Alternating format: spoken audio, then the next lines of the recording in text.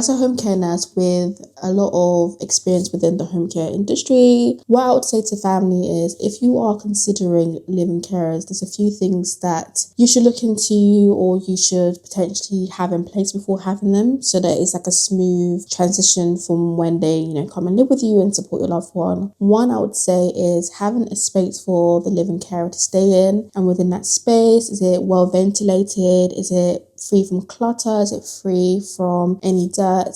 There's been a few times where I've done home assessments for families who have living carers, and what I found out is that when you go into a room, they have so much storage, so much PPE, so much clutter on the floor. And unfortunately, there's been cases where families don't care about the environment where the living carer lives in because it doesn't affect them. And just to maintain for health and well-being, it's good that the atmosphere around is decluttered, it's a safe environment, because if the living carer is unwell, there's no way they can support your loved one with their health too. Number two, you need to have discussion in terms of if they're allowed to cook within the home. If so, what can they cook? What can they not cook? What do they have to order within the home? I think a lot of miscommunication and potential arguments within families and living carers can be avoided if there is a plan set in place beforehand to say, yes, you can cook in the home. No, we don't want you to cook in the home. Because I've experienced situations, and extreme as it may sound, that some families doesn't want some living carers to use their electricity, their gas, as it,